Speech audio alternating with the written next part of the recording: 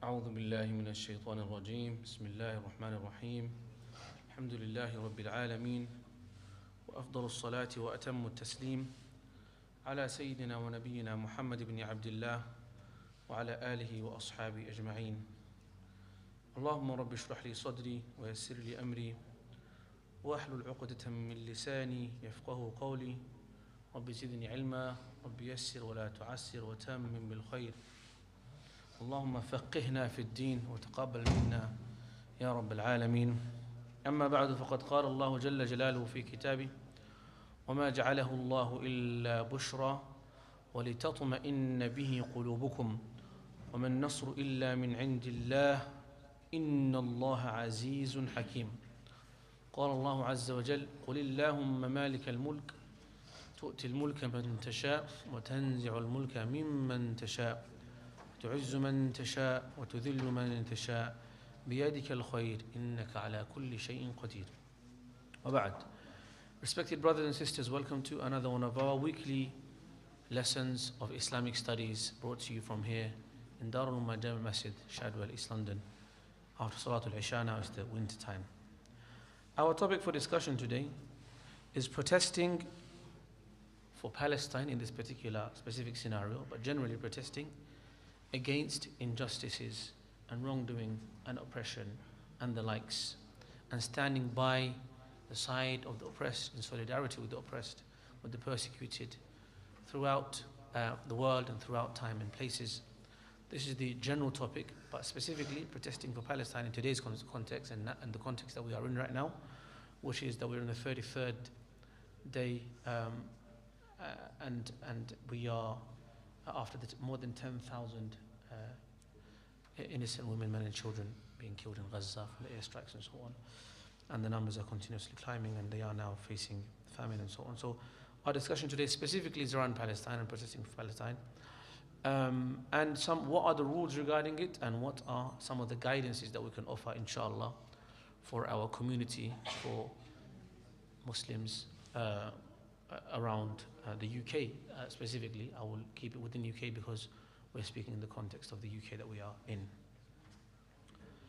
This is a very important topic. It's a very topic that has a lot of emotion and passion behind it. And that is because the subject matter at hand is a very severe and serious one. When we speak about speaking against injustice, we're speaking about, people that are being innocent, people that are being killed, displaced, persecuted. And for us to do whatever is within our legal shari'i capacity and means, not only is it a natural reaction from a human being, and especially more so as Muslims because we have a special bond of brotherhood and sisterhood of others in faith, right? It causes a lot of pain, a lot of frustration, a lot of anger, a lot of confusion as well as to what can we do? And so the topic is therefore, because there's so much emotion around it, is a very serious one, because there's a lot of people interested in the topic, because it goes to show, or in a lot of the cases,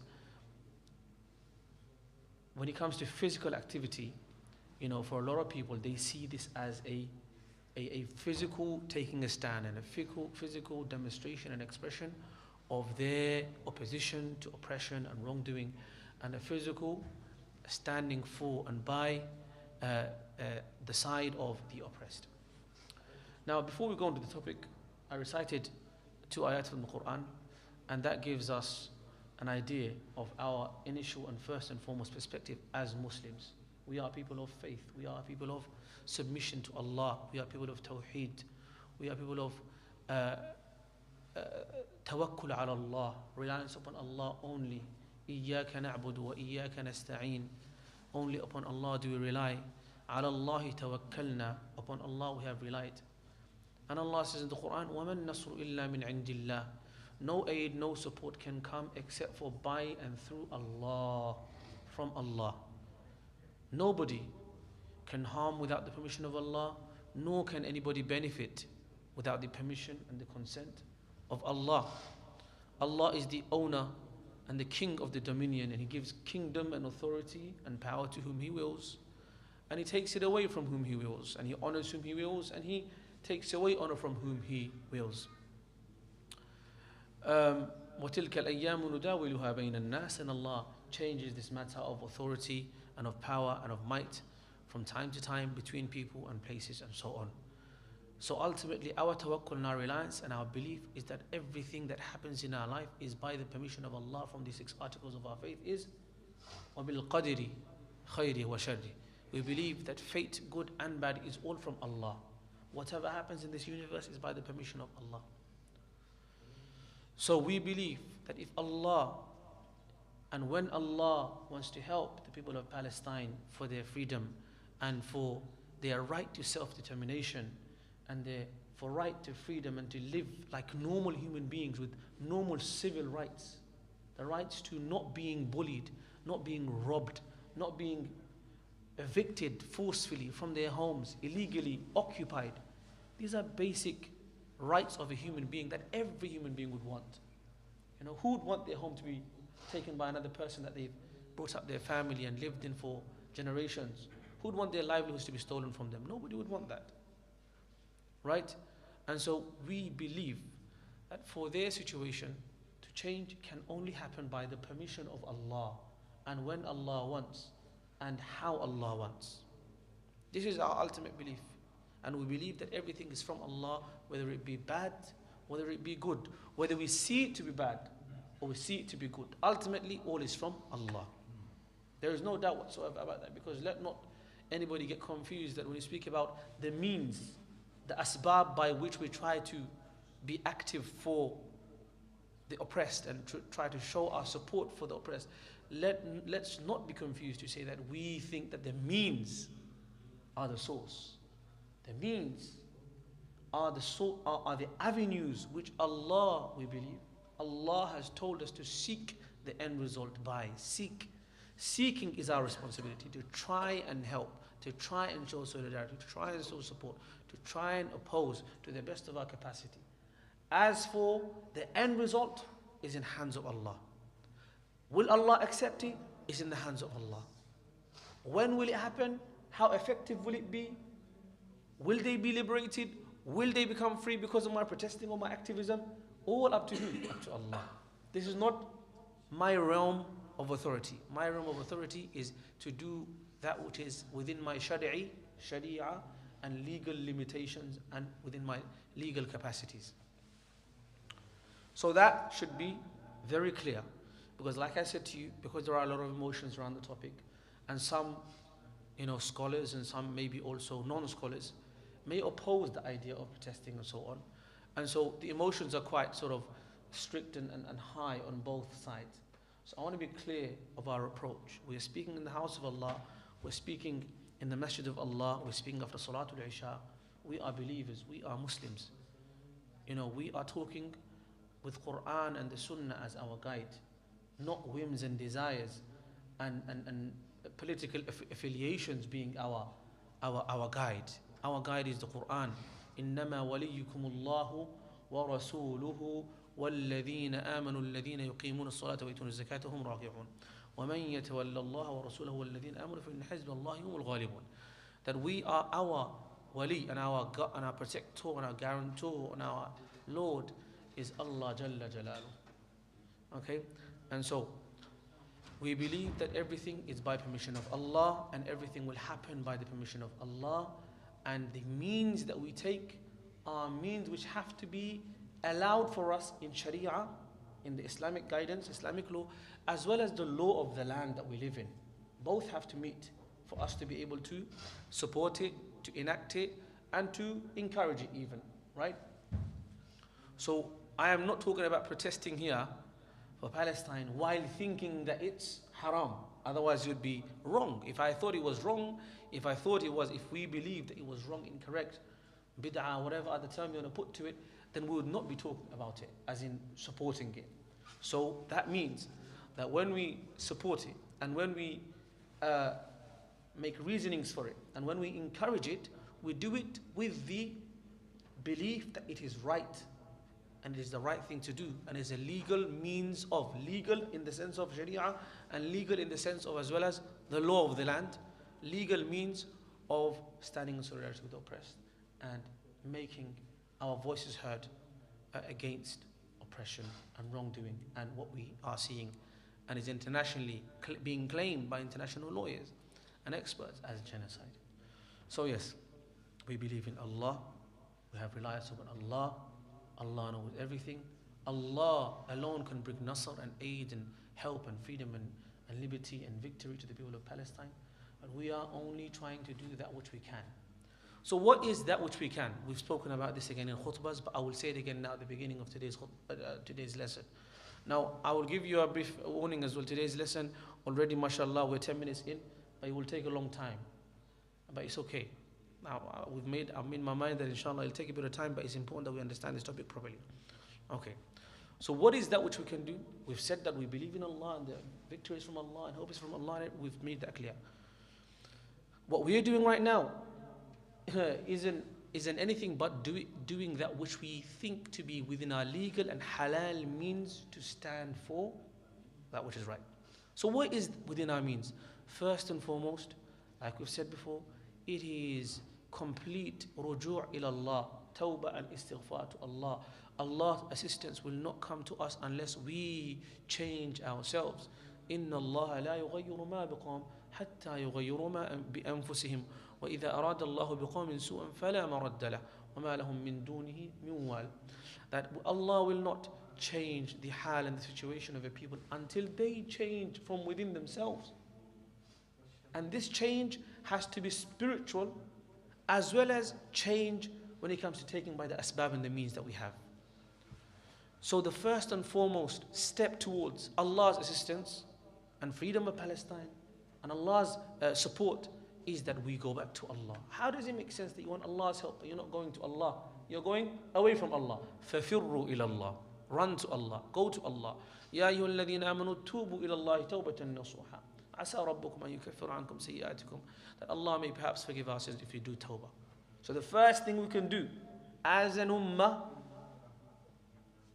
to help the oppressed people of Palestine, of Gaza and any other place that we want Allah to help them for, wherever we want Allah to alleviate and remove our pains and difficulty and our injustices from us, first thing we can do is what? Is as an ummah go back to Allah. Go back to Allah. We see, for example, in the case of Sayyidina Yunus, فَلَوْلَا كَانَتْ قَرْيَةٌ آمَنَتْ فَنَفَعَهَا إِيمَانُهَا إِلَّا قَوْمَ يُونُس لما آمنوا كشفنا عنهم عذاب الخزي في الحياة الدنيا ومتعناهم إلى حين. The people of Sayyidina Yunus, they disobeyed Sayyidina Yunus. Sayyidina Yunus ﷺ went away from them and he went to the whale, and you know that part of the story. But in his absence, when they saw the adhab of Allah coming, the punishment of Allah is coming to them, when they saw the wrath of Allah is approaching them, do you know what they did? The entire community believed in Allah. 100,000 أو يزيدون فآمنوا فَمَتَّعْنَاهُمْ إِلَى حِينٍ. That more than 100,000 people from the community of Sayyidina Yunus, they believed in Allah, they done istighfar, they done tawbah, and because of their tawbah and istighfar to Allah, what did Allah do? Allah made the punishment go away. One of the key things that we do in Salatul Istisqa when we seek Allah's sustenance from Allah, فَتَحْنَا عَلَيْهِمْ بَرَكَاتٍ مِّنَ السَّمَاءِ. When Allah says that if they truly believed and were committed to Allah, Allah would have opened the barakat and the blessings of the skies and the earth. So one of the things that even when you seek Allah to provide, to move famine, to move drought, is that we seek Allah's forgiveness. Forgiveness. Okay. Look at the story of Sayyidina Nuh. فَقُلْتُ اسْتَغْفِرُوا رَبَّكُمْ إِنَّهُ كَانَ غَفَّارًا. If we want Allah to help us in any way in our life, if you want Allah to put nature in our favor, if you want Allah to put humanity in our favor, if you want Allah to put our family in our favor, then the source is through istighfar. Allah says, فَقُلْتُ اسْتَغْفِرُوا رَبَّكُمْ إِنَّهُ كَانَ غَفَّارًا. Ask Allah for forgiveness, Allah will forgive. يُرْسِلِ السَّمَاءَ عَلَيْكُمْ مِدْرَارًا. From the rewards of istighfar and returning to Allah, and sincerely begging Allah that Allah forgives us all, and all of us going back to Allah, Allah will bless us, and Allah will shower us with His mercies. Of them, Allah will send us healthy rain and make the nature in our favor. وَيُمْدِدْكُمْ بِأَمْوَالٍ. And Allah will aid you with wealth and children. And this is a very famous story of Imam Hassan al-Basri rahimahullah, that someone came to him and asked a person went to him and said, Ya Hassan, oh Imam, tell me how I can, we have a drought in our country, what should we do? What's your prescription? He said, go and do istighfar. Another person came and said, Ya Imam, I'm being afflicted by poverty. What can I do? He said, go and do istighfar. Another person came and said, I can't have any children. What can I do? He said, go and do istighfar. So people asked him, how come you're giving three people different problems but the same prescription? He said, have you not read the ayah of Allah in Surah Nuh? فَقُلْتُ اسْتَغْفِرُوا رَبَّكُمْ إِنَّهُ كَانَ غَفَّارًا يُرْسِلِ السَّمَاءَ عَلَيْكُمْ مِدْرَارًا. That if you do istighfar, Allah will open the doors for you. Allah will aid you. Allah will help you. Allah will make nature in your favor. And we know also from the Hadith Qudsi that when Allah loves a people, when Allah loves a servant, Allah calls out to Sayyidina Jibreel. إِذَا أَحَبَّ اللَّهُ عَبْدًا نَادَى لِجِبْرِيلٍ. He calls to Jibreel and tells Jibreel, إِنِّي أُحِبُّ فُلَانٍ, I love this person. فَأَحِبَّ, so love him. So Jibreel ﷺ calls out to the rest of the angels and says, Allah loves this servant, so all of you love him. And the angels then also announce to the kainat, to the whole, to everything, that Allah loves the servant of his, so love him. And that's why Allah says, أَلَا إِنَّ أَوْلِيَاءَ اللَّهِ لَا خَوْفٌ عَلَيْهِمْ. The awliya of Allah have nothing to fear. وَلَا هُمْ يَحْزَنُونَ, and they're not saddened. And مَنْ عَادَ لِي وَلِيًّا فَقَدْ آذَنْتُهُ بِالْحَرْبِ. If you oppose a friend of Allah, then Allah will go to war against you. Because when you become close to Allah, Allah loves you, Allah takes care of you. And the Hadith Qudsi also said, وَمَا تَقَرَّبَ إِلَيَّ عَبْدِي بِشَيْءٍ أَحَبَّ إِلَيَّ مِمَّا افْتَرَضْتُ عَلَيْهِ. There is nothing that you can do more beloved to Allah than that which Allah has made fard for you. وَمَا زَالَ عَبْدِي يَتَقَرَّبُ إِلَيَّ بِالنَّوَافِلِ حَتَّى أُحِبَّ. And you carry on doing nafal, sunnah, nafal, until Allah loves you. And if Allah loves you, He will give you whatever you want and give you protection from that which you seek protection. So my point is, the first and foremost thing we can do as a ummah, if we really care, is sincerely return to Allah. udkhulu fi silmi kaffa. And like Sayyidina Umar al-Khattab said, that نحن قوم, we are a nation, أعزنا الله بالإسلام. Allah honored us with Islam. And you can't have honor and dignity in any other way except for through Islam. And I'm making this very clear at the beginning of the dars because let's not think that the protesting is the only way, or even the first way, or even the middle way. It's one of the few ways that we take after taking the biggest steps. Of the first and foremost steps to return to Allah, ruju' ila Allah, tawbah ila Allah, awbah ila Allah, istighfar ila Allah, going back to our fara'id, going back to our wajibat, going back to our sunan, avoiding the muharramat, avoiding the makruhat, avoiding all of this, and continuing to do more and more nafal al-mustahab and tahajjud and sunnah rawatib in your salah, sunnah in your life, sunnah in your private life, in your spiritual life, in your ibadah life, in your social life, in your family life, in your political life. You bring the sunnah in, Allah will illuminate it. And Allah will bless it, and Allah will guide it, Allah will protect it, Allah will give it nasr and victory.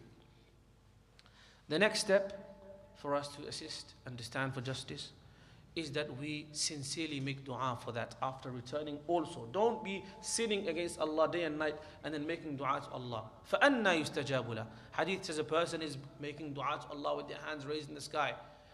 And his ma'kaluhu haram, his eating is haram, his drinking is haram, his earning is haram. فَأَنَّا يُسْتَجَابُ لَهُ. How will Allah and why will Allah answer that person? So we have to rectify ourselves but also make dua.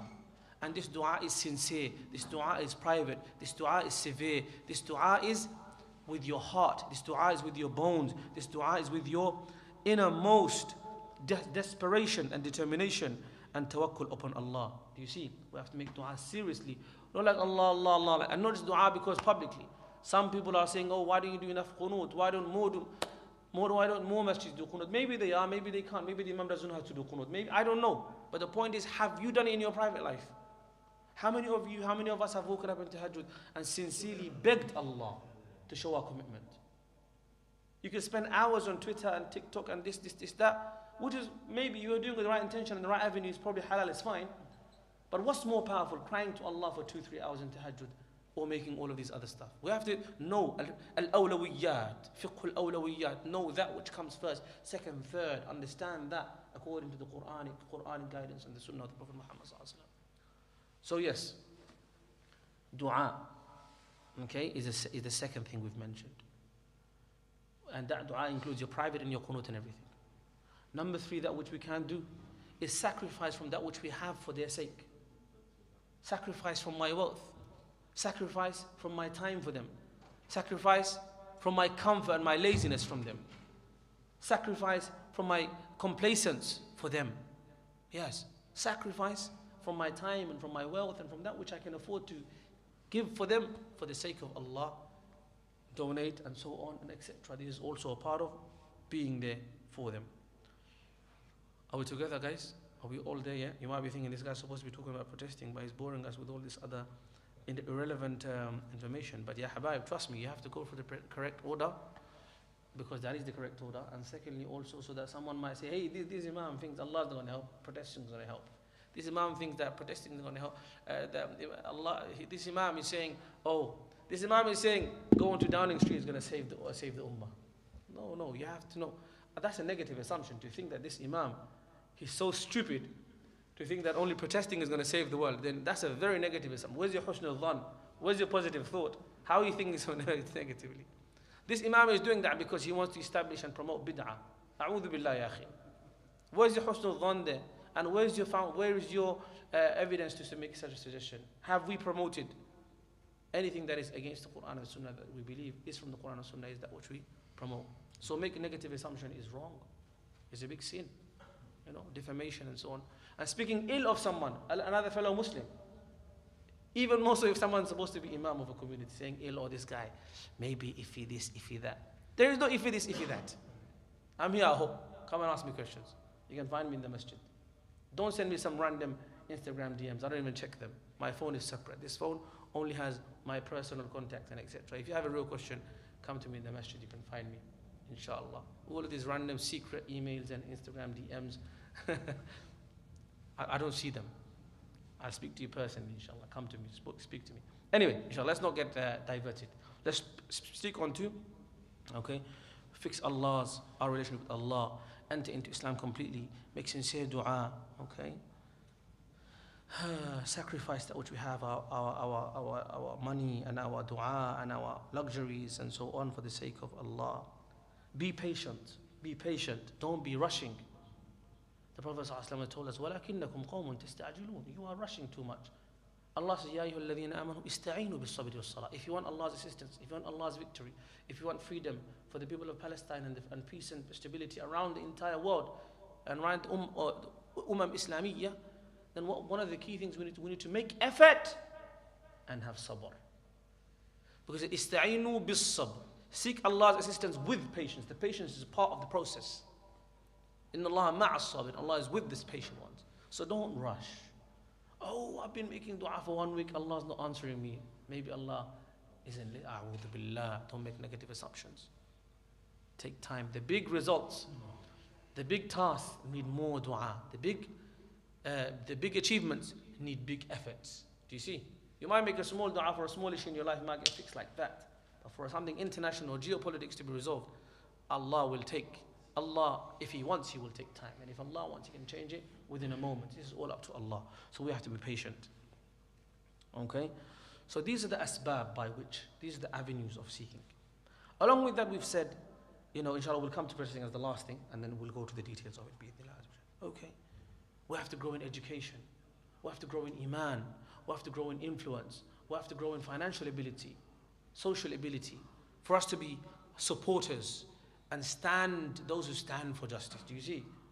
Because a lot of people will say, Akhi, what's the point of doing protesting? Why don't you just go and write about it instead? Or why don't you go and do tahajjud instead? There is no contradiction. La munafa. You can do both. Tahajjud by night. And you can do that with other means which are legal and halal and shari'i together. What's the problem? Is there a contradiction? There is no apparent contradiction. There is no contradiction, inshallah, and we'll explain how. Bismillah. So yes, grow in, use your skills, use your influence, use your connections, use your authority, use your positions. The Muslim president and the Muslim prime minister has a duty based on his level of power and his ability. The Muslim leaders have an ability, their responsibility. Kullukum ra. You're responsible based on your level. You have a responsibility based on your level as an individual, as a civilian, as a citizen of the UK. You have a right and you have a responsibility. We've said some of them. Of them also is that you use your networks, your ability to lobby, your ability to write, your ability to speak, your ability to raise awareness, to stand in support of, to show in solidarity. But again, all of this, every single thing is within, so long as it is within the boundaries of Sharia and the legal framework. All of it. None of them can go beyond those. That is the overall, overarching qaida, the rule. Sharia and the land of the law, you must obey. The land of the law of the land, sorry. Land of the law. All right, beautiful. Okay, so grow in education, influence, campaign, offline, online, whatever you can do. If there is hate being done against you, if there is Islamophobia, if there is etc., report this to the police. I say, what's the point? You have to try your best based on your legal means. Whatever is within your legal means. It might be 5 things, it might be 10 things, it might be 20 things. It might be 2 things, depending on your level, okay? Right, now let's inshallah ندخل بقى إن شاء الله على the mas'ala. Let's go into the mas'ala now. So what are we talking about? There is a very, very important thing in fiqh and usul al-fiqh called تحديد محل النزاع, to specify exactly what are you talking about. وتحرير محل النزاع. We have to clearly stipulate what are we debating, what are we talking about, what is the mas'ala? What is the mas'ala? The mas'ala is that there are 10,000 plus people being massacred, genocide being done against them. Okay? We're living in a country where it is not illegal, nor does it lead to public disruption. Protests in and of themselves aren't necessarily riots, are they? There's a difference between protests and riots. Protest is one thing, legal protest, peaceful protest, and riots. We're not talking about riots. This is not about riots, rules and regulations. This is about protest rules and regulations and guidances. So know the difference, okay? So it's about protesting for the oppressed and standing against the oppressors in a country and a place where it is safe to do so. We're not endangering ourselves by doing so. Where it is illegal to do so, where it does not lead to causing fasad on earth, because these are very important qawaid, because if you go out there and start damaging people's property and people's livelihoods, then this will become haram. If you were to go out there but you're disobeying the hakim, disobeying the ruler, then some ulama will say this is also haram. But we are living in a land where it is legal, okay? There's an actual need for it, there's a reason for it, it's not just for fawda, not just for like causing disruption and causing like using your youthly energy to cause disruption in society. No, there's actual reason, which I've given the context of. It's legal. It's a protest. It doesn't lead to riot. It's not in and of itself a riot. If someone does rioting, then they are wrong. They're doing illegal and they're doing haram, and they should be brought to justice according to the law of the country, right? So that's what we're talking about. Yes, inshallah, we'll explain a bit more as we progress. So protesting. So what is a protest first and foremost? Okay, let's go and define. Protest, according to the Oxford Dictionary, is to say or do something to show that you disagree with something or think it is bad, especially publicly. According to the Oxford Dictionary, protest is to say or do something to show that you disagree with something or think it is bad, especially publicly. I would say also to say or do something within your legal means. Otherwise, you're doing something illegal and it could become a riot. Okay? The Cambridge Dictionary says a strong complaint or expressing of disagreement, disapproval or opposition. A strong complaint. Yes, when we go to protest, we are complaining to the government. Why? How are you supporting genocide? How are you ministers in the parliament supporting and not calling for a ceasefire while children, thousands upon thousands, are being killed? Yes, we're expressing a strong complaint and disagreement and disapproval and opposition of this kind of complicitness or complicity and support of such crimes. Yeah, so this, okay. In Arabic, a protest is called al-mudahara or mudahara. ظاهر يظاهر مظاهرة, and it basically loosely translated as إعلان رأي أو إظهار عاطفة, is to show and to announce your opinion and to show your emotions or show your opinion publicly. As we've already said, according to international law as well as the UK law, it is not illegal to protest. Okay, as you know, there's been a heated debate recently between the higher ups in politics and the Met Commissioner, and they're trying to equate support protest in solidarity with Palestine to be somewhat of an offense. Someone's called a hate march. Just random two words put in together. It doesn't make any sense. What's hate and what's march? Who's calling for hate and who's doing that in the march? It's just clearly very far from the reality, and it causes divisiveness, and it does not call for peace within the community. Rather, it divides the community. These are profoundly safe and legal expressions of our right to disagree with the government's decisions, and that can't be taken away with just some indirect funny letters and funny comments and your opinions. If they are emotional, if you think in your emotions that they are disrespectful, legally the reality is that there's been only a few arrests compared to the 500,000 that have attended. So that's not even, what's the percentage? If there's been 9 arrests, or say 10 arrests, from 500,000, what's the percentage? Who's good at maths here? Someone do it on your calculator, please. 0.000. Yeah, I want to know the exact number. If it's 10 people arrested from 500,000. 0 point, how many notes? 4. 0.00002. So it doesn't even come anywhere close to even 0.1%. Far away, far away. 10 people from 500,000. I think those protests are safer than the streets of London. The chances of you getting stabbed in the streets of London is more than probably that. That's the reality, wallahi. You have people getting robbed in their homes and in their cars. My car got stolen from my driveway. I would have been more in danger at home than probably over there. So, in theory, I mean, possibly. So this is a very, very safe. To assume that this is a hate march or this is a crime and people are calling for wrongdoing, calling for illegal activity, is a blatant overstatement, and it's a clear lie. Because we know the reality. The Met Police have the exact numbers of how many arrests and for what. Some people are maybe arrested for other things, for stupid expressions. Okay. So now it is legal. And as Muslims, and me as an imam, and the fatwa that I'm going to share with you, all right, not my own fatwa, but following the fatwa of the ulama that have allowed it, we believe that it is within Sharia guidance, and it's halal. It's halal and it's mubah, and it's jaiz for you to do so. So now, let's go straight into the evidences now. Why are we saying this in line? Because obviously we understand legally, English law, fine is done, international law is allowing it. Now, what about the Quran? What are we taking from the Quran to say that this is justified? There are a few ayat, inshallah, which we inshallah will contextualize, which is Allah says in the Quran in Surah An-Nisa, يا أيها الذين آمنوا كونوا قوامين بالقسط شهداء لله ولو على أنفسكم. Oh, you believe, كونوا قوامين.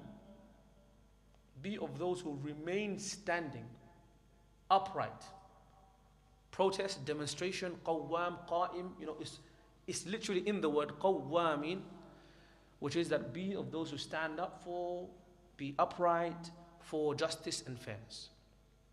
Shuhada lillah, be witnesses for Allah. Don't be on the wrong side of history. Be on the right side of history. Be on the side of the oppressed. Don't be on the side of the oppressor. Unsur akhaka zaliman aw madluman. Help the oppressor by stopping and trying your best to stop in your capacity. Okay? So we believe, and I believe inshallah, this ayah is connected and is contextualized in this regard, that we are standing up for justice. وَلَوْ عَلَىٰ أَنفُسِكُمْ أَوِ الْوَالِدَيْنِ وَالْأَقْرَبِينَ. Even if it means that when it comes to standing up for justice, even if it means you have to go against yourself. If you know you're wrong, khalas, give up. If you know your brother's been wrong, give up. If you know your family's been wrong, then admit to that. Okay? فَلَا تَتَّبِعُوا الْهَوَىٰ أَن تَعْدِلُوا. Don't follow your desires when it comes to justice. وَإِن تَلْوَوْا تُعْرِضُوا فَإِنَّ اللَّهَ كَانَ مَا تَعْمَلُونَ خَبِيرًا. Allah knows everything. There is the next ayah, وَلْتَكُمْ مِنْكُمْ. The next ayah in Surah Al-Imran 104, Allah says, وَلْتَكُمْ مِنْكُمْ. So why did I use this ayah? Because it says to stand for justice and to stand against oppression. We believe that these peaceful legal protests are stand for justice and standing against oppression and wrongdoing. Okay?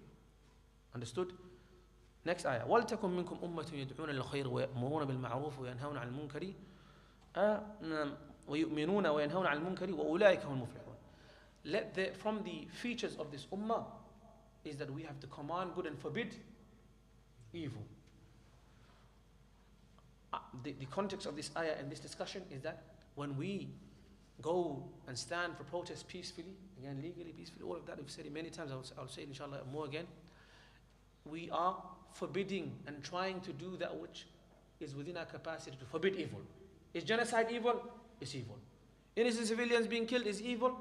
Evil. To stop and to stand against evil, we are doing that, and this is from the responsibilities of this ummah.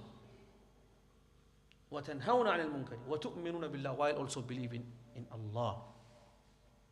Okay? So we've seen 2 ayat.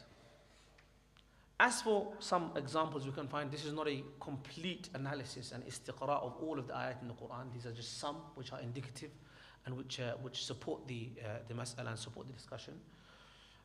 When Allah told Sayyidina Musa alayhi salatu wassalam and Sayyidina Harun to go to Fir'aun, okay, they were both scared and they had no hope that Fir'aun would answer, because a question that will come later on inshallah is, what's the point? They're not going to listen to you anyway. What's the point? They're too powerful.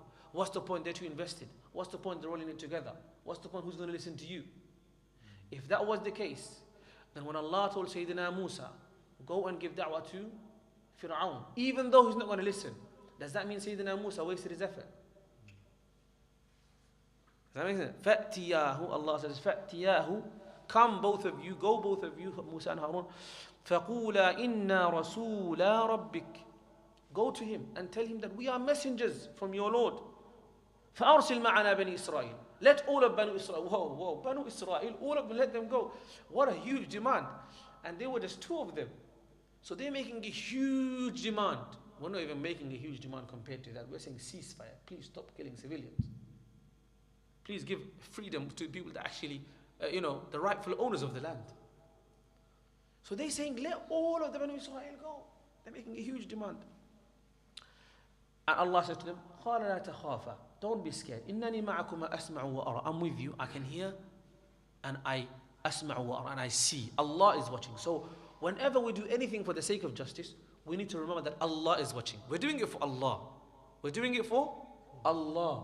This is a means that we're taking by the permission of Allah, with Allah's legislation, and for Allah.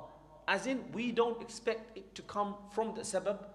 We expect it to come from the musabbib, from the musabbib al-asbab, the one that is the causer of all things, the ultimately in charge. Now, I'm going to quickly clarify, because somebody might say, oh, snippet, there you go. There you go. That's the bid'ah right there. Cut. That's the bid'ah there. When I say this is one of the asbab, like we're doing it because for Allah, we don't think that the protesting itself, in and of itself, is ibadah. Because when I say we're doing it for Allah, someone say, well, you think protesting is ibadah? We don't think protesting is ibadah. Protesting is from the aada. It's beyond ibadah. It's not one of the things the Prophet came and said, Sallu kama ra'aytumuni, salah is prescribed, zakat is prescribed. So we don't think it's ibadah. We think that this is from the general actions of human beings to show and express itself, which is outside the realm of ibadah. And if it's outside the realm of ibadah, then it's not possible to call it bid'ah, because it's aada. Ibadah is that which is specifically stipulated and described by Allah and His Rasul in the Quran and the Sunnah. For example, salat and zakat and hajj and so on. You can't change, you can't add, you can't subtract this. Okay? Al-aslu fi al-man' al-tawaqquf. The original stance when it comes to ibadah is that you have to take it exactly how the Prophet ﷺ has shown us. Sallu kama ra'aytumuni usalli. Pray as if the way you've seen me pray. Khudhu anni manasikakum. Take from me your manasik of hajj. Do exactly how. That's when it comes to ibadah. But when it comes to aada, livelihood, someone can't come and say to me, Imam, how come you're wearing a jubba with a collar? Okay, because it looks nice. Why are you wearing a hat with red? Did the Prophet wear a hat with red? Maybe he did in certain cases. Allahu A'lam, maybe he did in certain imama. But a Sahaba did perhaps. But this, I'm wearing it because it's my Azhari hat and I like it. I think it looks nice. Why are you wearing glasses? It helps me to see. This is aada, this is livelihood. This is my daily life.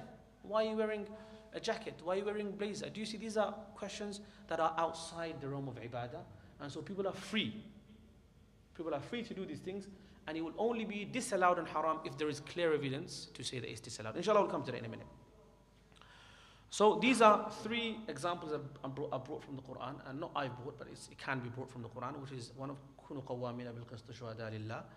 And then وَلْتَكُنْ مِنْكُمْ أُمَّةٌ يَدْعُونَ الْخَيْرَ وَيَأْمُرُونَ بِالْمَعْرُوفِ وَيَنْهَوْنَ عَنِ الْمُنكَرِ to do nahi عَنِ الْمُنكَرِ, forbid evil. And also the example of many anbiya who have had to stand up against the oppressors and the aggressors, and to stand in protest against their crimes, whether it be Sayyidina Ibrahim when he came to Nimrud, whether it be Sayyidina Musa and Harun when he came to Fir'aun, and so on. Many more examples could be found in that regard. Let's come to the Sunnah. And this is how it goes, by the way. When you talk about mas'ala in Islamic law, you have to say ta'rifu, lughatan, wa shar'an, and that we have to define it, which we've done. We have to bring evidence for it from the Quran and from the Sunnah. So we're following a manhaj and a system of istidlal, inshallah, hopefully. Okay. Evidence from the Sunnah. Okay. Abu Sa'id al-Khudri radiyallahu anhu arda said that the Prophet Muhammad sallallahu alaihi wasallam said, "Man ra'a minkum munkaran falyughayyirhu biyadihi, fa in lam yastati' fa bilisanihi, fa in lam yastati' fa biqalbihi, wa dhalika ad'afu al-iman." Sayyidina Abu Sa'id al-Khudri needs no introduction, one of the great narrators of hadith from the Prophet sallallahu alaihi wasallam, from the young Sahaba alayhim ridwan. He narrated that the Prophet Muhammad sallallahu alaihi wasallam has said, "Whoever amongst you sees an evil, he must change it with his hand, if you are able to. And if he is unable to do so, then with his tongue. And if you are unable to do so, then with his heart. And that is the weakest form of faith." If you don't even dislike it with your heart, then your faith is beyond weak. Some people are comfortable to watch all of these people getting massacred, and they think, oh, it's not a big deal. Some people even aligning with the wrong party. Where is the iman? How can this be iman? That's beyond weakness of iman. So we do whatever is within our capacity to stand against it. Okay? فَلْيُغَيِّرُ, try to change it. Try to bring change. Physically if you can, by verbally if you can. We can't do physically because we're not hukam, we're not ulatul umur, we're not presidents and prime ministers, and we're not, do you see? So what can we do? We can make our stand with our voices and with our physical presence as well in this protest. Physically attending as well as verbally. Okay?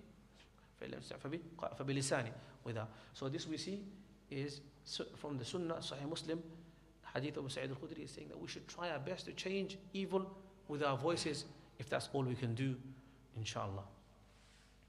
There is also some examples that we can take from the life of the Prophet Muhammad sallallahu alaihi wasallam.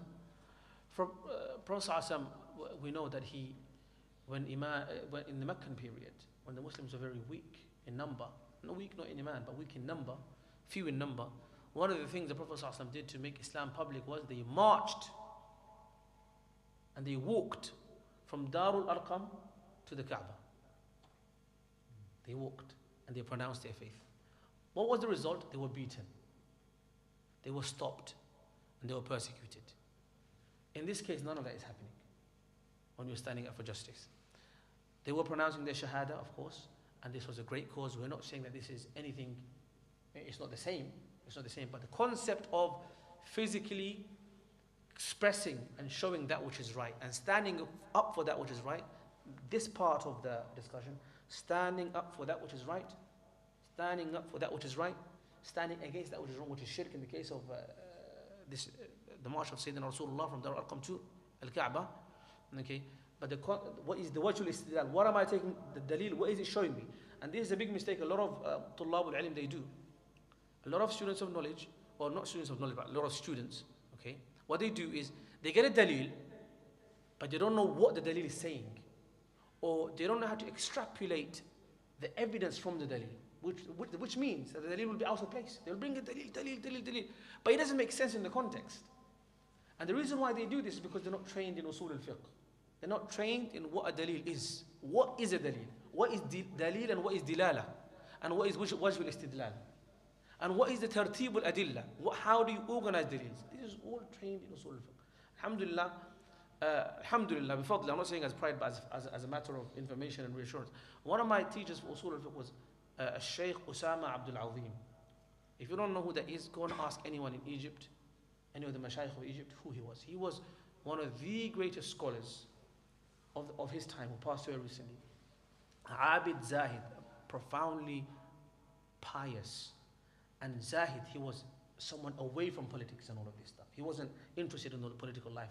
He was very rich. Sorry, not rich. He was rich in his iman, but he was very poor in his physical sort of, dunya. He wasn't interested in the mal and the jah and fame and all of that. But everyone knows him anyway. So alhamdulillah, he used to teach us usul al-fiqh in kulliyah, in university, as well as in dirasat uliya, in postgraduate diploma in our masters. Alhamdulillah. So we had some good training from another professor as well, of course, Dr. Abdul Mawla and many other mashayikh. So this is very important because usul al-fiqh, the principles of Islamic law, teaches you how to get dalil and how to apply that law and how to take a hukum out of it. So the point is, when I talk about the march of Sayyidina Rasulullah from Darul to the Kaaba, we're saying that in it was him standing for that which is right and against that which is wrong, which is shirk and polytheism. هذا هو الوجه الاستدلال. وجه الاستدلال. The Prophet ﷺ, his life and his whole nubuwwat was a proclamation and a fight against evil and a standing up for justice and right and that which is correct. Standing up for tawheed. وَقُلْ جَاءَ الْحَقُّ وَزَهَقَ الْبَاطِلِ إِنَّ الْبَاطِلَ كَانَ زَهُوقًا. Do you see? The Prophet ﷺ also stood up for justice and fairness and stood against the oppressors in many occasions, like we've seen in the march from Darul as well as the Hilf al-Fudul. The Hilf al-Fudul is something that took place before the Prophet ﷺ's nubuwwah. Someone's going to come and say, well, when you go to the protest, there's going to be non-Muslims, there's going to be people with different ideas, different ideologies. What's that? Isn't that a problem? Ya Habaib, the Prophet ﷺ was in Hilf al-Fudul with those who are not even Muslim, most likely mushrik. He was in association. You might say, well, that was before the Prophet ﷺ becoming a prophet. I will say to you, what did the Prophet ﷺ saying after he became a prophet? He said, if I had an opportunity, I would rather be a part of Hilf al-Fudul again than having 50 red camels. So he was wishing that he would do it again if he had a chance. So that goes, and he didn't say with the exception of taking the disbelievers and the polytheists out of the agreement. No, he didn't say any of that. He said these kind of agreements in which you stand for justice, this kind of expressions and campaigns in which you stand for justice and stand against evil and stand against wrongdoing is good. And the Prophet ﷺ encouraged it. He was a part of it, and he said he would do it again if he had a chance. That's from the Sunnah. Again, this is not istiqra'. Istiqra' means you are taking every single evidence. We don't have time for that. We don't have a need for that as well. Okay? We're showing some examples. There are also some narrations about, for example, how the Prophet ﷺ advised a man whose neighbor was causing him trouble, and how he told him to protest against that. There's also a narration in which there is weakness perhaps in the istidlal, which is the women coming to complain about their husbands being oppressive to them, and they came in numbers to the Prophet ﷺ, which was seen as a protest, saying that our husbands are being wrong to us, and so can you please fix them up? But again, this particular dalil, there could be some rigorous authentication in that regard. But I have said enough before from Quran and Sunnah that would suffice it for me to make sure that everything. So you can bring evidence, Quran, Sunnah, and then you can bring hadith, and then you can bring Sahih hadith, and you can bring Hasan hadith, and as supportive evidence, you are allowed to bring a hadith in which fihi nazar, in which there is a need for rigorous authentication, because you've already proven the point. This is just additional information. So I'm giving you guys some idea into usul al-fiqh as well as, inshallah, talking about the issue. Right, come to the Salaf. During the time of Imam Ahmad ibn Hanbal, rahimahullah, Ahmad ibn Hanbal needs no introduction, he's from the Salaf, the great Imam of the Madhab. He was imprisoned and he was tortured and he was publicly flogged for refusing to accept the doctrine that the Quran has created. The Mu'tazila said the Quran is makhluq. So what did they do? They took Ahmad ibn Hanbal rahmatullahi alayhi and they put him in prison and they punished him because he disagreed with their incorrect and their wrong and their batil aqidah in that regard. So what did the Muslims do as a result of this? A group of Muslims gathered at the palace of the Khalifa and demanded for Al-Ma'mun to release the Imam and end his torture, which was then successful effort. So the early Muslims, they protested against the Khalifa to release the Imam Ahmad ibn Hanbal rahmatullahi alayhi. Okay? There's also a case of Shaykh al-Islam ibn Taymiyyah rahmatullahi alayhi, in which someone cursed the Prophet ﷺ, and the Khalifa of the time wasn't willing to establish to punish and to bring to justice this person that cursed the Prophet ﷺ. So Shaykh al-Islam ibn Taymiyyah, what they did is he and a group of Muslims went and protested and demanded from the Khalifa that this person should be brought to justice. And this is when Al-Imam Ibn Taymiyyah, he wrote the Kitab Al-Sarim, Al-Sarim fi man shatama al-Rasul. Let me just get it out, the name, so that someone doesn't say he doesn't know the name of the book. خلاص ثواني الصارم. Sheikh Ridwan, you can help me perhaps quickly. الصارم في من شاتم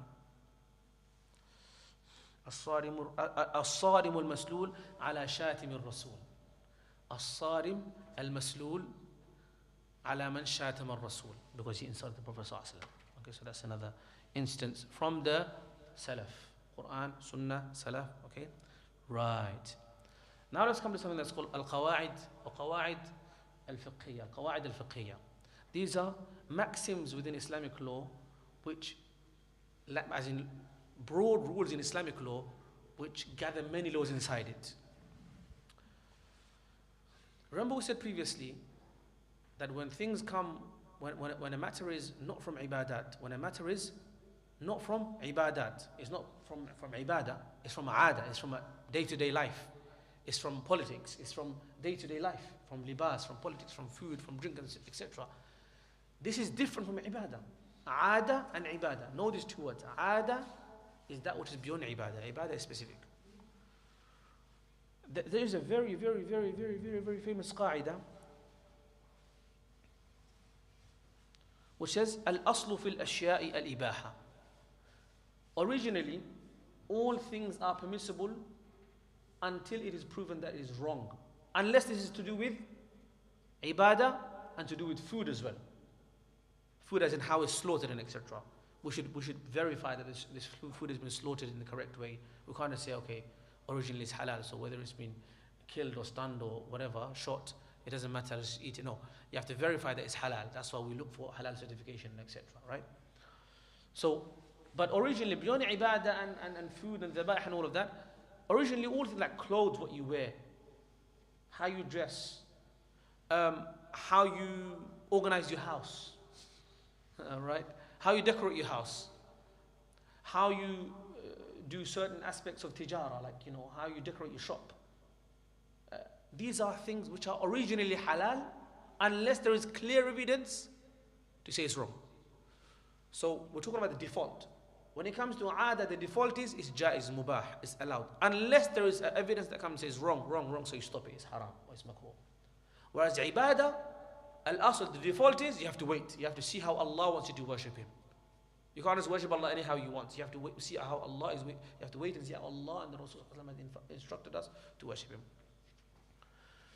So now, if someone wants to come and say, protesting is haram because it's not from the Sunnah, we've already shown you why it is from the Sunnah. But if, say for example, someone said it's not from the Sunnah, then we can also say along with that, that we've seen examples in which it is from the Sunnah, but also, and it's also from the Salaf as well, from the examples of Ahmad ibn Hanbal and so on. But along with that, we can also say that because it's not from ibadah, it doesn't have to be instructed in the Quran and Sunnah, because it's day-to-day life. It's a part of a daily life. It's a part of a changing situation. It's a part of voicing our opinion and standing for justice in different ways. It doesn't have to be only from the Quran and Sunnah. This is a qaida, this is a rule that's ma'roof and it's musallam. It's agreed upon. So look into that. There are evidences behind why this rule of things are permissible unless proven impermissible when it comes to beyond ibadah, outside of ibadah and food and dhabah and all of that. Why is the qaida? What's the evidence behind it? There are many, and inshallah I'm not going to go into that because it's going to divert us too much. So now, brothers and sisters, with these discussions, with these evidence, with these introductions, I think we are now maybe in a good level of understanding of why we think protesting for the sake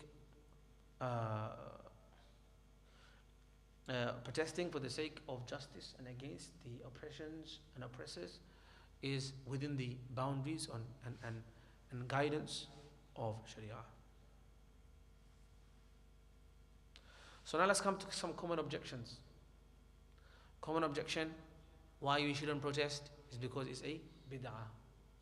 It's bid'ah. Bid'ah means something that's been innovated into the deen. Man ahdatha fi amrina hadha ma laysa minhu fahuwa rad. Hadith of the Prophet sallallahu alaihi wasallam. Whomsoever innovates something into this matter of ours, into this deen, that which is not from it, then it is rejected. And then وَكُلُّ بِدْعَةٍ ضَلَالَةٍ وَكُلُّ ضَلَالَةٍ فِي النَّارِ. All bid'ah and innovation is misguidance, and all misguidance is in the fire. But for you to understand what we're talking about, you have to say, مَنْ أَحْدَثَ فِي أَمْرِنَا هَذَا. We are not inserting something into the deen. We're not saying that this is ibadah. We're saying that this is a part of daily life, social life, political life. We're not saying that this is a part of the ibadah and of the Quran and Sunnah that instruct us with ibadah. Okay, we are saying that this is a part of the aada. So we're not inserting anything into the deen. That's one. Number two, we found evidence for it in the Quran and Sunnah as well. So we're not inserting anything. It's within the realm and the framework of the Sharia. So in both accounts, why it's not bid'ah? Because first and foremost, it's not from ibadah, it's from aada. Number one. Number two, even if you don't agree that it's from aada and you say it's not from aada and you need evidence, we've seen evidence for it in the Quran and in the Sunnah as well, and from the amal of the Salaf. And it is a human expression that predates all of these these modern systems of democracy and so on. Because then another complaint will come that this is from the democratic system and so on. But this predates it. There's a human expression of disapproval that has happened, we'd assume, from throughout time. Whenever something goes wrong, people would gather and say, this is wrong, don't do this to us. Whether it be persecution from a governor, from a ruler, from the father against the family. It's a human expression. Normally human beings, they unite when they are oppressed and so on. We've seen examples of it as well.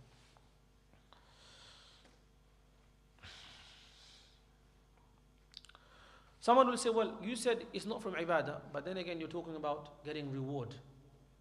Like we said, you don't get reward in and of itself. Someone's not going to walk in the protest and say, for every step, I'm getting X amount of reward. From walking from Marble Arch to Hyde Park, I'm getting X amount of reward. It doesn't work like that. They get a lot of exercise. That's good. That a lot of calories you're losing. Okay, but your reward is not in this means. It's what you are standing for.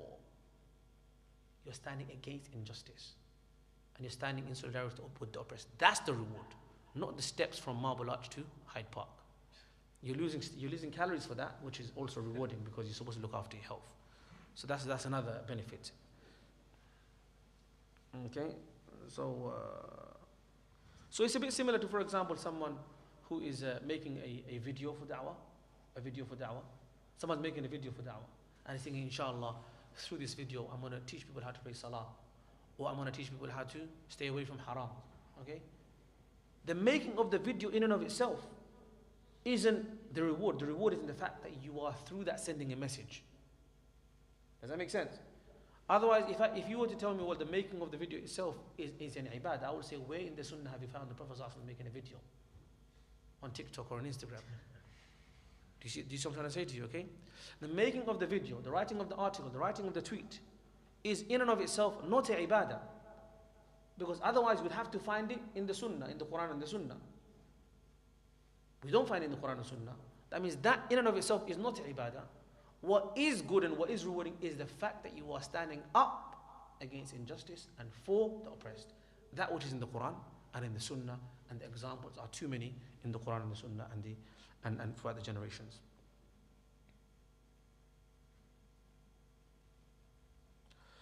Another common objection is demonstrations lead to corruption, crime, bloodshed, fasad fil ard, and they give the evidence from the Quran.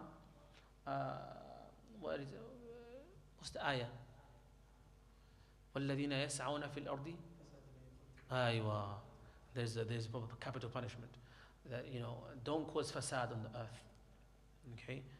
Well, the reality is, again, we're not talking about riots. هناك فرق كبير جدا ما بين الرايت وما بين البروتست المظاهرة والإفساد والفساد في الأرض. Okay? That there is a big difference between protesting and rioting. We are not in any way, shape or form condoning damage to property, breaking of the law. We've said it very clearly from the beginning. The protests that we're talking about are peaceful protests in which you are voicing your concern and standing in solidarity and showing your support physically in person, as well as with your voice and your placards and so on, which all should all be within the legal shari'i as well as the legal boundaries. So if it's leading to bloodshed, and if it's leading to corruption, and if it's leading to crime, I would say don't do this. I would be the first to say don't do it. And if that's the nature of it, I would say don't go to it. I'll be the first to say don't go to it. And Islamic, imams and whatever Sharia scholars, they will say don't go to it because it's going to cause. So the whole discussion is that there isn't that in the protest, isn't that. If someone's going with the intention of causing fasad and breaking someone's house and breaking someone's shop then you're silly. And you're doing wrong. You're doing haram because someone else's property. Some people think they're at war with the police. I saw one guy doing all of this with the police. Not in person, I saw a video. Why are you fighting with the police? The police is just, probably he lives somewhere in London, that's his job. The police has done nothing wrong to he hasn't done wrong to you or the people of Palestine. So why are you fighting with him? What are you trying to achieve from that? I know, I get it, you're angry, I get it, you're frustrated, I get it, you're assuming and you imagine in your mind from all the videos that you've watched that maybe this is the opponent, but this police officer is there to keep you safe. And is there to guide you. And is there to make sure of the safety of the crowds, and of the children and men and women that attend. So don't fight with the police. Don't cause disruption. Don't go out of the line of the demonstration route. You're trying to go and divert and then cause a traffic jam where it's not planned. Follow the planned route. So don't cause fasad. That's my advice. Don't cause fasad. Don't cause disruption. Don't cause mayhem. And don't cause hate march like the minister tries to say. We are calling for peaceful march and peaceful protest. Peaceful protest for peace. Not hate march for hate. Peaceful protest for peace and for justice and for fairness. And to call the leaders of this country to their responsibility to stay within international law. Their responsibility to stay within international. No one is above the international law. Stay within the and as citizens, we have a right and a responsibility to call them to account for that. Okay. So demonstrations shouldn't lead to bloodshed, corruption, and crime. And if they do, then the ruling wouldn't be permissible. Demonstrations are a manifestation of secular liberal democracies and or imitation of the disbelievers.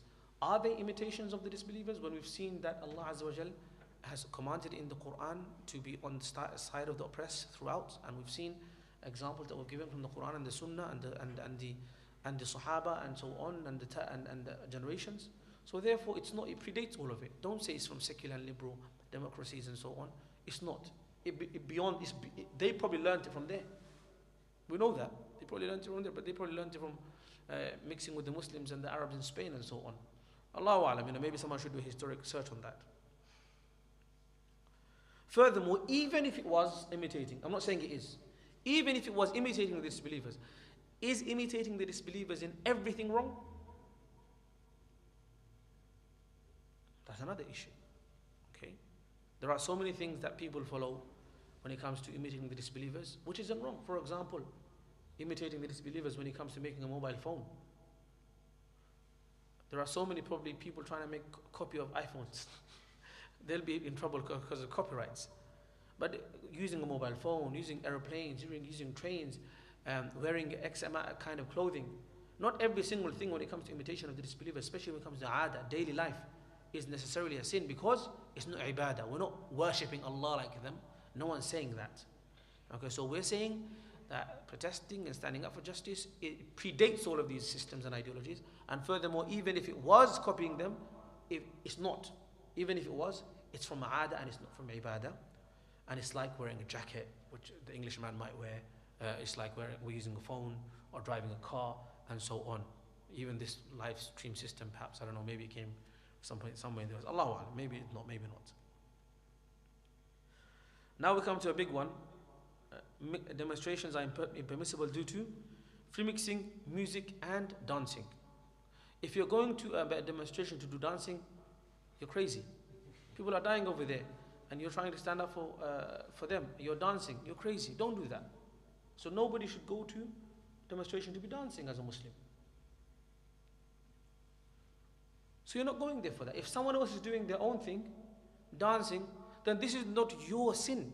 لا تزر وازرة وزر أخرى. Nobody is taking the sin of another person. Someone else is dancing over there. You happen to be there at the same time. Are you sinful for that? No, you're not, because you're not doing it. You're not there for that reason. Somebody else is dancing. Let them dance. Well, but that's their choice. You know, in this UK, they have a right to do so. Music. You're not there for music. Are you going there for music? You're going there for nasheed? Stay at home, man. Listen to Muhammad al-Muqid's vocals, perhaps. You're not going there for nasheed. You're going there after praying your tahajjud, after praying your salawat, after making dua, after trying your best with all of the other halal avenues and the sharia avenues. You are seeing this as also from the asbab and from the avenues that perhaps through which you can show your solidarity and your expression and raise your voice for the oppressed. And we will see the benefits of it in a minute, inshallah, we're coming to. And there is benefit. There is actual benefit. If there was no benefit, you wouldn't have ministers from across the seas coming and saying, please stop this. Ministers from across the other part, from the Middle East coming and saying, please stop this demonstration, it doesn't look good. So it is causing an impact. And it is causing some change. And it is mounting pressure. And it has always mounted pressure. And it has always caused some sort of change. Because at the end of the day, no matter how much of a zalim you are still a human being, mate. And you still count upon people's opinion. If too many people start hating you, at some point you'll be like, you know what, it's not worth it. You don't want to be just a sad, lonely oppressor. You want people to like you as well. Even Fir'aun was trying to impress his people. Fir'aun, even though he was a cold-hearted, dark-hearted, evil excuse of a human being, you know, he was the biggest zalim and the leader of the Jahannamiyun, even him, he used to try and impress his people. So when people are not impressed anymore and they're angry with you and they're displeased with you and your massacres and your crimes are exposed to the whole world, what happens? Even they start to think, this is maybe tone it down a little bit, put the volume down a little bit. So it does have an effect, and we'll see, inshallah, we'll talk about that in a minute. So if you're not going there for dancing, if you're going there for dancing, don't. You're not going there for music. If you're going there for music, don't. There's free mixing. You're not going there for free mixing. If you're going there for free mixing and to look at right and left and look at sisters and all of that and look at brothers, don't. But there is free mixing there. And there is music there. And there is dancing there. In that case, if it was impermissible for us to go to any place where there is any sort of music or any sort of free mixing or any sort of wrong, then it would not be halal for us to go to the marketplace. But is it halal for us to go to the marketplace? For necessity, isn't it? And the hadith says the most disliked of places to Allah is the marketplace. And the most beloved of places to Allah is the masajid. So, even if there is mixing, and there is mixing, but we are not going there for that. And if you want, honestly, I have been to so many protests myself, so I know. If you want, you can stay aloof. You can create a gap. If a group of brothers go, they can decide to stay a bit far away. You're not boxed in like that. You can stay back. You can create distance. You don't have to be free mixed. You can be separated. Okay? You can be not free mixed. You can be segregated if you wanted. If you wanted, you can. Number one. Number two, if there is free mixing there, you're not going there for the free mixing. And if you are, then don't. You're a strange guy, man. People are, astaghfirullah, you're going there to free mix when you're supposed to be standing up for the oppressed and you're supposed to be doing istighfar and tawbah to Allah. Don't go for that reason. If there is a situation where free mixing does take place, accidentally, unintentionally, because it's just a situation, then we'll have to say that this is like a marketplace. Tell me, is a marketplace a necessity? Is getting on a plane a necessity? Is getting on a train a necessity? Is getting on a bus a necessity? Is there free mixing there? Okay. Going to a restaurant to eat, is it a necessity? So, it's a necessity. Sometime, maybe for some people, going to a restaurant might be a necessity. Is there free mixing there? There is free mixing there. But are you going there for that? No. Now hold on, let me tell you. You said these are necessities. Are you telling me that standing up for the oppressed is not a necessity? When genocide has been committed, for you to express your opinion and to stand in solidarity, you're telling me that's not a necessity. Then what did you do with the ayat of كونوا قوامين بالقسط شهداء لله قوامين لله شهداء بالقسط من رأى منكم منكرا فليغير بيده. If the Quran and the Ahadith are telling us to stand for justice and stand against the oppressors, Is that not necessity? That is also a necessity.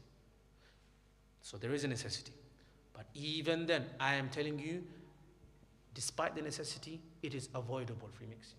Don't go for free mixing, avoid free mixing wherever and when possible. Okay, and that's not your intention to go there, and Allah knows your intention. And if you want to avoid free mixing, it's possible for you to do so if you want to. Does that make sense? So that's the issue of free mixing. And so therefore the free mixing and the music and the things that, the wrong things that you know, shar'an, from sharia wise is wrong, we're not going there for that reason. And those things happening there don't make the essence, the actual activity of the protest haram. Why not? Let me ask you a question. In a wedding they have free mixing. In a wedding they have music. In a wedding they have dancing. In that wedding, are we going to say that weddings are now haram? We're going to say these features of the wedding are haram. Right? But the wedding itself is jaiz. The wedding itself is jaiz. The walima is jaiz. The nikah is jaiz. But these things which are impermissible should be not practiced. Now someone's going to say, oh, you know, maybe you like free mixing, oh Imam. Let me tell you something. For anyone that knows me, yeah, I come from, mashallah, alhamdulillah, from a very practicing, conservative, practicing Islamic family. We, in our home, observe parda. Okay, we observe parda. And in our public functions and events, we also observe parda. We believe women deserve and should have their own privacy, while men should also have their privacy. Okay, we believe this and we practice it. So it's not because I'm just trying to bring my emotions and my biases into the mas'ala and trying to pollute it and contaminate it. It's nothing like that. Okay, I believe that, you know, maintaining privacy of men and women and so on, and al-mukhalata, free mixing and etc., it needs to be avoided and so on. But when it comes to certain necessity situations, it's unavoidable, like the aeroplane, like the marketplace, like the shopping center, like this, like that. But even then you can still try and avoid it. And where you can't, Allah knows, لا يكلف الله نفسا إلا وسعها. Allah will not overburden us something that we can't actually can't do. And Allah will know what we are capable of and what we are not capable of. And so therefore, and furthermore, these wrongdoings, according to Sharia, would not nullify the essence of the action itself.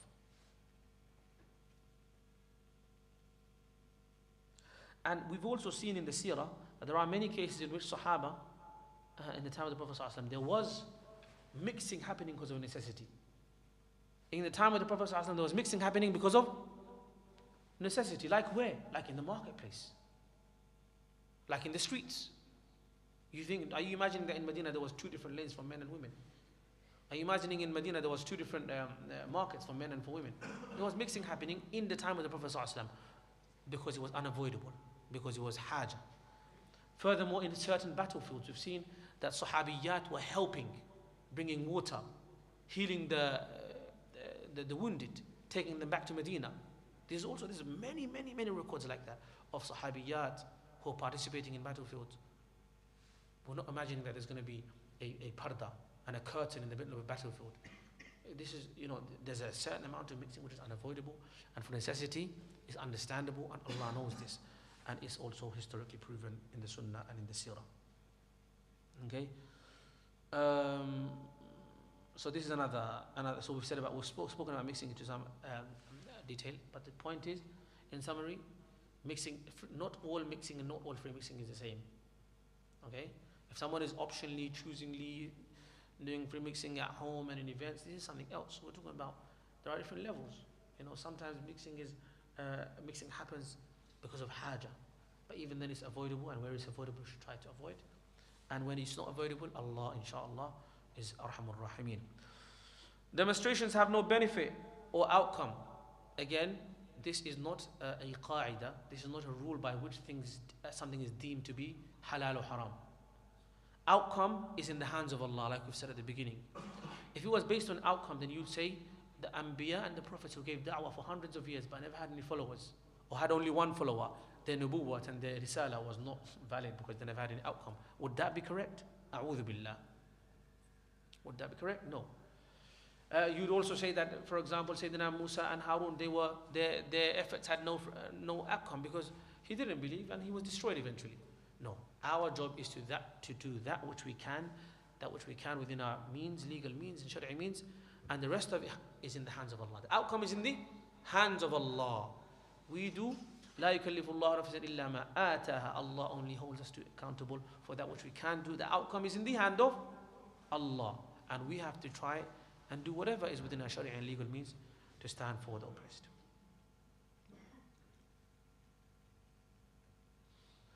Demonstration and protesting is humiliation to Muslims because you're asking and begging the oppressors to end their oppression. Some people say this, that if you're doing protesting, you're humiliating yourself. It's embarrassing because you're asking the oppressors. It was the British with their mandate that made the Palestine occupation begin, 1917, 2nd of November, Balfour Declaration. They're the ones that initiated it.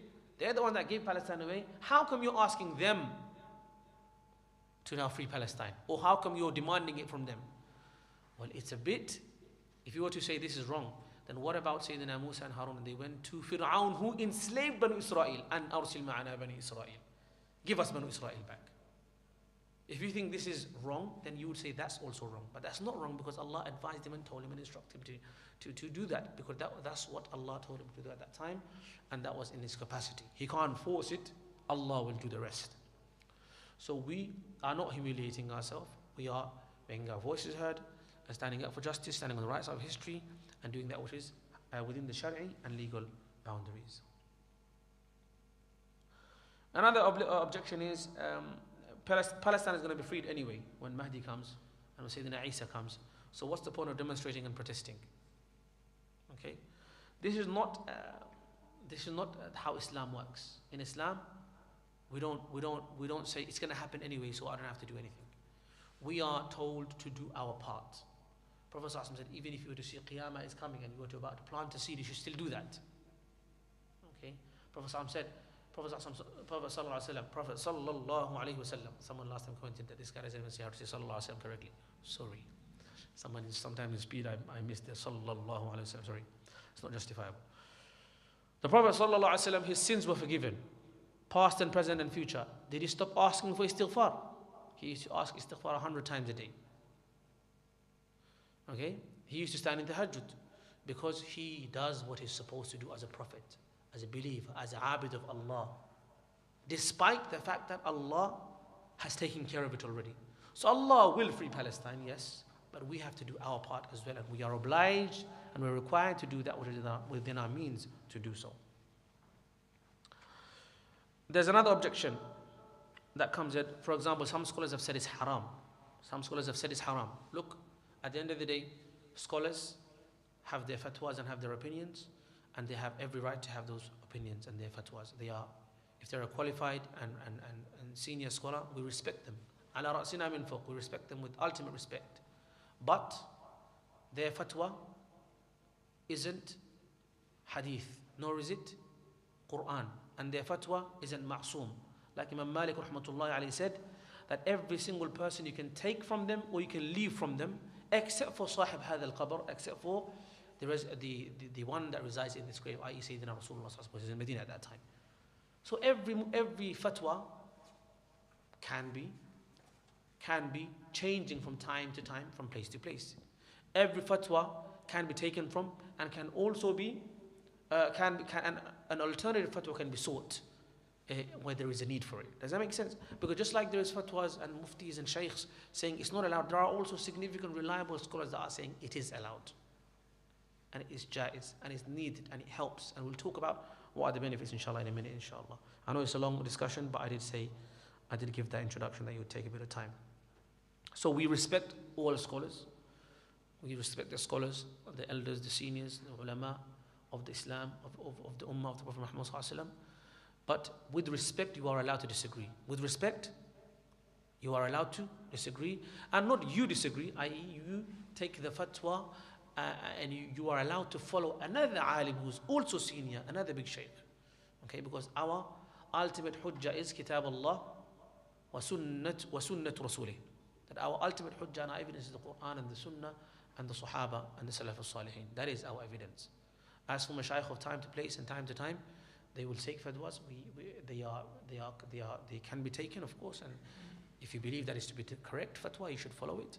But where there are other muftis who are saying that is the more suitable opinion, we are allowed to take that opinion as well. And that's again with full respect, no disrespect to anybody in that regard. Okay. Okay, and one of the reason why you would say, for example, these fatwa that say is haram, these fatwa, for example, the critiques of them, and areas of, say, for example, say we can say these are the areas and these are the reasons why we can indeed take the fatwa or another fatwa, because you'll find maybe in some of these fatwas that there is a lack of explicit and clear proof to prohibit. There is an explicit and clear proof to prohibit these social actions and protests for the sake of to stand on the right side of justice and so on. And furthermore, some of them will say there is no origin for it in the Sunnah and the Quran. We've seen that there is. Okay, and some of them said that this is not from the way of the believers and so on, and it's not, and it's bid'ah. We've said again, we've answered that question, that this is not bid'ah because first of all, it's from the aada, it's not from the ibadah, and second of all, we have seen evidence for it and grounds for it, and istidlal for it from the Quran and the Sunnah. So, in summary, there is no explicit evidence prohibiting the demonstrations in the Sharia. There is no explicit evidence prohibiting the demonstrations and the protests which are within the legal and Sharia boundaries. Within the Sharia, there is no clear evidence against that. Demonstrations are not acts of worship, and so they are customs, and therefore cannot be considered a bid'ah. We've said that before as well. There is a historical precedence and as well as example within our Islamic history, both from the life of the Prophet ﷺ as well as the Sahaba and the Salaf with regards to this. As we've said earlier on, for those of you who never caught it, you can always rewind back, inshallah. Demonstrations are not impermissible in and of themselves. If someone is doing something impermissible in the demonstration, then they should not do that. And if you are there, you should avoid that. If someone's doing something haram, like missing salah, like doing haram music, like X, Y, and Z, whatever all the harams that you can think of, you should avoid that. You should do that which is halal, that which is jais. Another common argument is that it's also miss salah. Don't miss salah. Well, why should you miss salah? You're not allowed to miss salah even in the worst of situations. So why would you miss salah in the demonstrations? And if you think it's going to make you miss salah, don't go. We're not saying that it's wajib. We're not saying it's fard. We're not saying everybody has to go. Okay, if you think it's going to cause fitna for you, don't go. Wallahi, don't go. If it's going to cause fitna for you, eyes are going to go right and left, don't go. If you're going to get incited by the music and the dance, don't go. If you're going to miss salah, don't go. Because it's a fitna for you. But if someone can go up while maintaining the rules and regulations of Sharia as well as the law, then they can and they should go. If someone's going to go, they become emotional and start saying illegal things, then they shouldn't go. So demonstrations are not impermissible in and of themselves. There could be impermissible actions in there which should be avoided and should not be done at all. The majority of the demonstrations are universally. Some say, for example, the violence issue. We've said that there is no violence. If there is violence, we condemn it, and we, they should not be done. Demonstrations are not imitations of the disbelievers, as we've seen. It's happened throughout human history. Perhaps we have seen examples of it in the Quran and in the Sunnah, as in evidence for it and grounds for it from the Quran and the Sunnah. Demonstrations are not also humiliation, because we've said why. It's not humiliation, and demonstrations don't have any outcome. We've already answered that as well. And that's that. So as for the guidance aspect of today's discussion, my guidance to you, brothers and sisters, is that when it comes to protesting for Palestine and protesting for the oppressed and standing on the right side of history and standing against the oppressors and standing against genocide and calling for a ceasefire and standing for the protection of civilians and homes and societies and communities and so on, then we must follow the Sharia. The Sharia guidelines, you must follow it. You must follow the law. Don't do anything outside of the law. Don't break the law. And don't call others to break the law either. Nobody should be saying, oh, go and break the law. Then you're breaking the law by doing that as well. There should be no incitement of violence or illegal actions. Don't jeopardize the Palestinian cause with your emotions. You might get emotional. You want to start fighting with the police. You want to do some random stuff. You want to fly some funny signs and whatnot. You want to do all this stuff. You want to put random stickers on yourself. If it's going to jeopardize the Palestinian cause and if it's illegal, don't do these things. Have some common sense. Okay? Don't generalize. Some people get themselves and others in trouble by making anti-Semitic statements. There are Jewish people in those demonstrations who are standing against oppression. So how are you going to generalize and be anti-Semitic? This is unwise, and this is wrong, and this is illegal too. So yes, be careful with your words. And follow the guidance of experts. Follow the guidance of those who are experts on political activism and demonstrations. For example, if you are going to go, for example, there are pages and those who organize the protest. They know more. They know the routes. They know all of that, like Friends of Al-Aqsa and so on. So you should follow their guidance and follow the instructions. Okay? And then, of course, I will also say that all of this discussion, the end result isn't that it's wajib. Demonstrations are not wajib. Protests are not wajib. We're not saying it's wajib. We're not saying that it's from it is sunnah as in terms of the hukum shari'i. We're not saying that you have to do it, or we're not saying none of that. What we are saying is that there is grounds for it, and if somebody can protest for justice while also maintaining their sharia, while also maintaining their law, the law of the land, then they should, if they can. Whereas if somebody is going to go there and break the law of the land, law of sharia, then don't go. If you're going to go there to miss salah, don't go. If you're going to go there and free mixing causes of fitna, don't go. If you're going to go there do free dancing and music and all of that, which is considered to be haram within sharia, don't go. The whole point of the discussion is that there is grounds for it, for those who do want to sincerely and with the right intention, with the right avenue, with the right way, protest and exercise their rights of protesting within the countries where it is legal, I've said that so many times now, where it is legal, then they have a right to do so. And those who disagree with these people, then you have a right to disagree as well. But those who want to protest within the Sharia guidelines, within the legal guidelines, then they also have a right to do so. If you want to disagree, you want to follow the opinion of the mashayikh who disagree, khalas, no problem. With kull ihtiram, no problem. No problem. We completely submit and respect that as well. Tamam. Khalas. I believe, inshallah, this discussion is now finished. Any questions? Any questions from that which we haven't covered?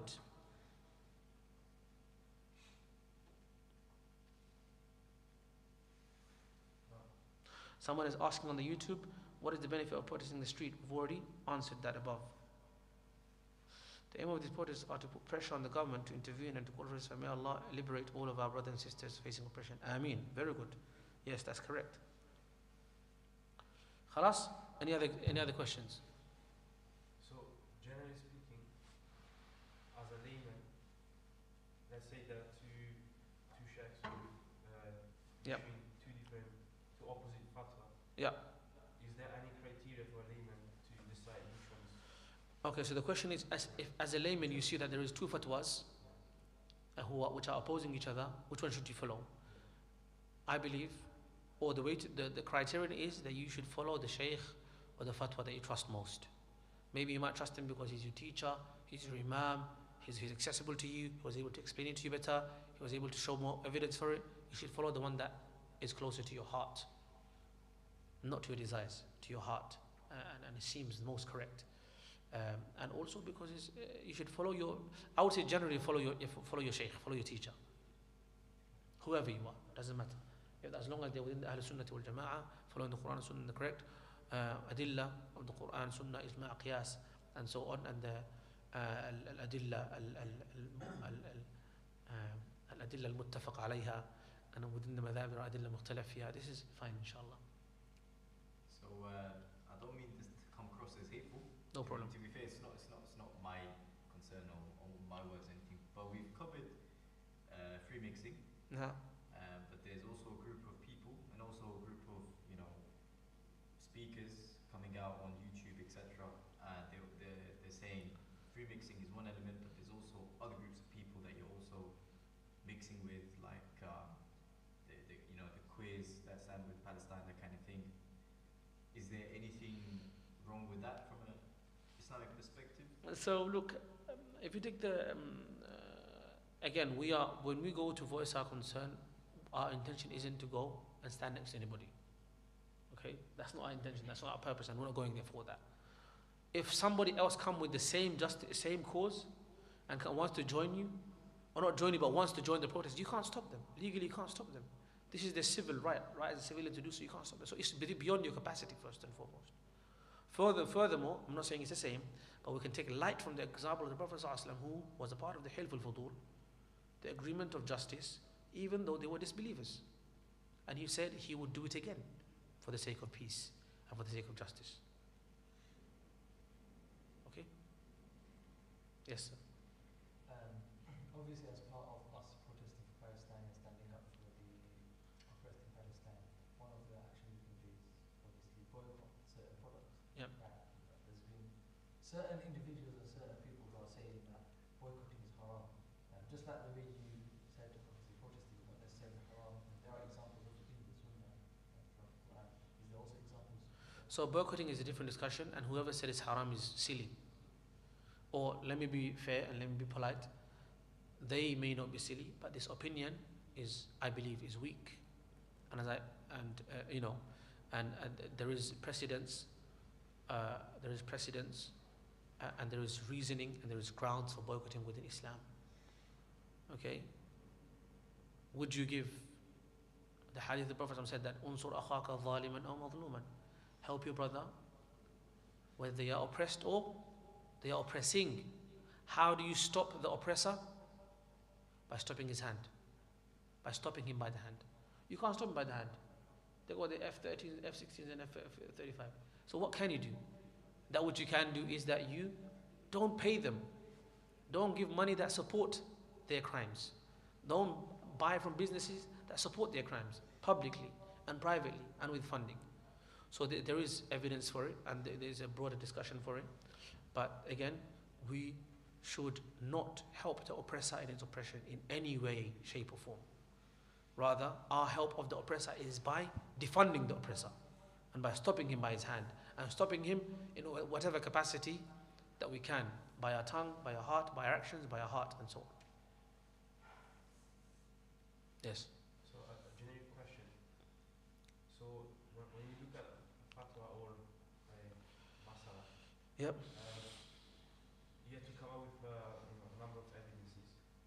So let's say there are 9 supporting evidences, and Yep. there's one evidence that is against it, that says it's wrong. So does that one, evidence make the whole difference?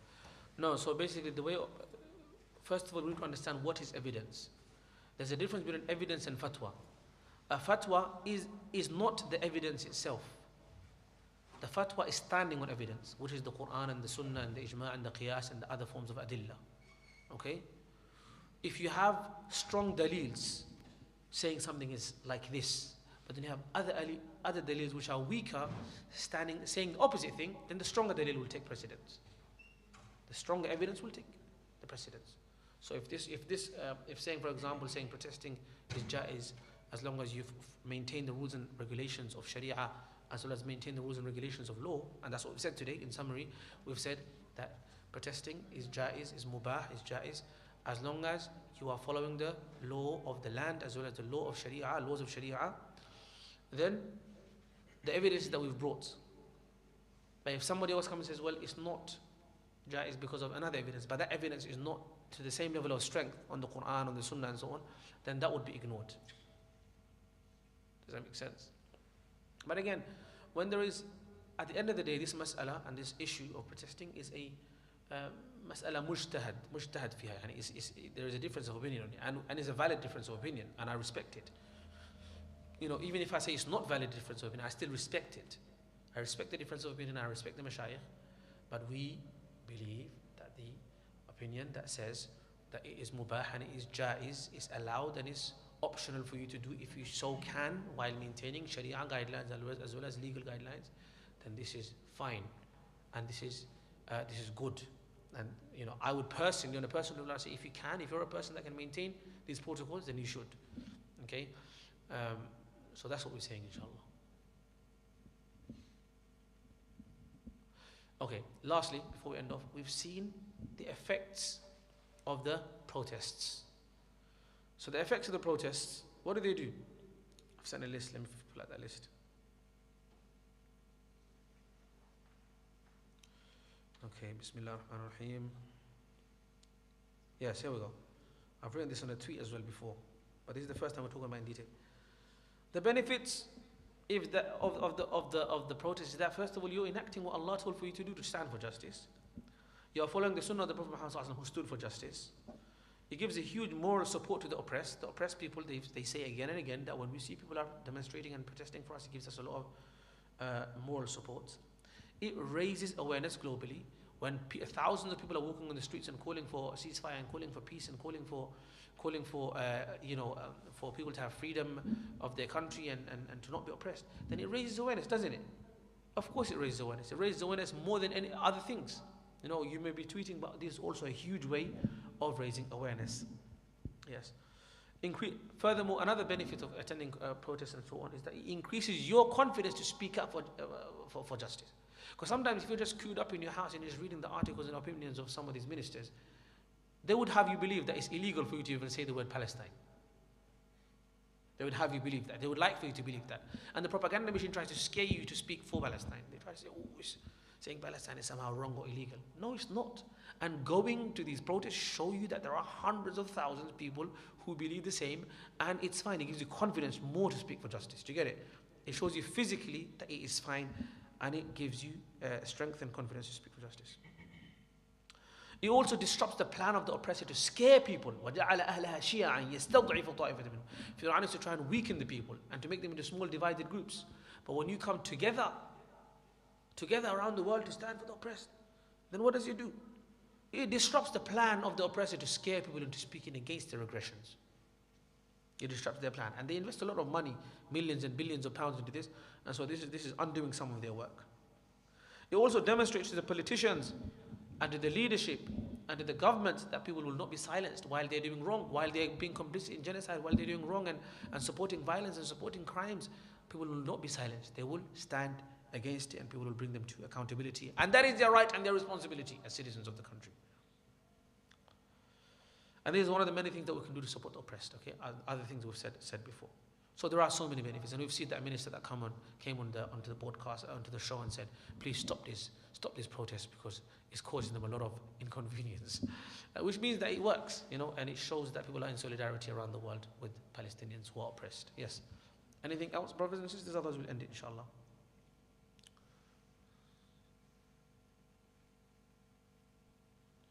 Okay, khalas. So in summary, I will say one more hadith. I will remind you of the hadith that man ra'a minkum munkaran falyughayyirhu bi'adihi. If any of you see a wrongdoing, then change it with your hand. If not, then with your tongue. And if not, then at least dislike it with your heart. And that is the weakest form of iman, that you dislike with your heart. So at least you should express solidarity with the Palestinians in whichever form that you can, and stand against oppression and injustice in whichever form and way you can. Jazakumullah khairan. I hope this has been helpful. And whatever wrong I have said, and I'm sure there's so many, anything wrong I've said, and if I've offended anybody and upset anybody in any way, shape or form, I'm sincerely sorry. That was not my intention. Okay, I have said what I've said because we are explaining to you from the Islamic perspective of what the hukum is, and I'm not sorry for the lesson, but I am sorry if I've upset you without intention. Okay, that's not my intention to upset you at all. And may Allah forgive me for my mistakes and for my shortcomings and for my wrongdoings and for my incompetence and for my shortcomings for not being able to express perhaps where I've made mistakes. May Allah accept from us any small tawfiq, any ability that He's given us. Ameen ya Rabbil Alameen. Anything good I've said is from Allah, anything bad I've said is from myself and shaitan. May Allah protect us all from shaitan, and may Allah protect us all from wrongdoings.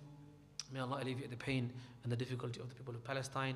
May Allah bring justice and fairness to them. Ameen.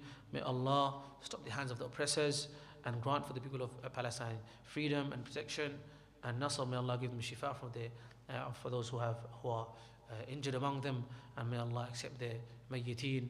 Ameen ya Rabbil Alameen. May Allah accept their shuhada and their mayyiteen. Ameen ya Rabbil Alameen.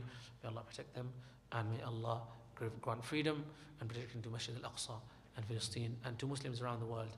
May Allah bring peace and calmness to the whole world and to the whole of humanity. May Allah make us all beacons of light. May Allah guide us and guide others through us. Subhanakallahumma ashhadu an la ilaha illa ant astaghfiruka wa atubu ilaik. Assalamu alaikum wa rahmatullahi wa barakatuh.